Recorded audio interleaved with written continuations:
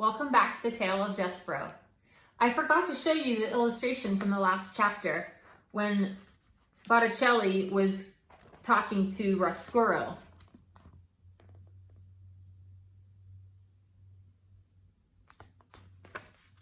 Remember, Botticelli's trying to convince Roscuro that he's a rat and he doesn't want the light, that he is all about darkness and suffering. Chapter 18, Confessions. Roscuro went, as Botticelli told him he must, to torment the new prisoner and to take the red cloth from him. The man was sitting with his legs stretched out straight in front of him, chained to the floor. The red cloth was still draped over his shoulders. Roscuro squeezed through the bars and crept slowly over the damp, weeping stones of the cell floor. When he was close to the man, he said, "Ah, welcome, welcome. We are delighted to have you." The man lit a match and looked at Roscuro. Roscuro stared longingly into the light. "Go on," said the prisoner. He waved a hand in the direction of Roscuro and the match went out. "You're nothing but a rat." "I am," said Despereaux, "exactly that, a rat. Allow me to congratulate you on your very astute powers of observation." "What do you want, rat?"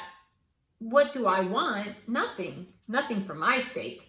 That is, I have come for you. I have come to keep you company here in the dark." He crawled closer to the man. "I don't need the company of a rat. What about the solace of a sympathetic ear?" "Do you need that?" "Huh? Would you like to confess your sins?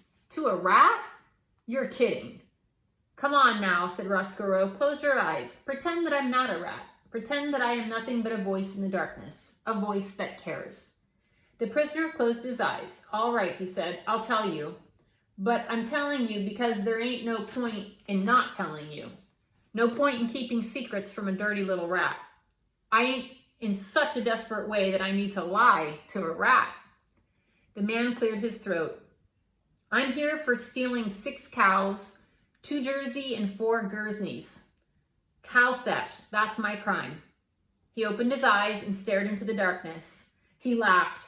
He closed his eyes again. "But there's something else I've done many years ago.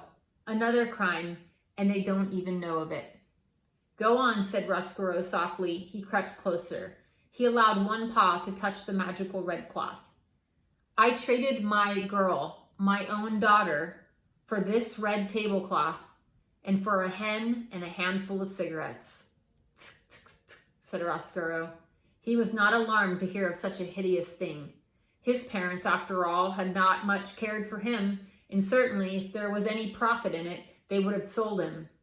And then, too, Botticelli Remorso, one lazy Sunday afternoon, had recited from memory all the confessions he had heard from prisoners. What humans were capable of came as no surprise to Roscuro. "And then," said the man. "And then," encouraged Roscuro. "And then I done the worst thing of all. I walked away from her, and she was crying and calling out for me, and I did not even look back. I did not. Oh, Lord, I kept walking." The prisoner cleared his throat. He sniffed.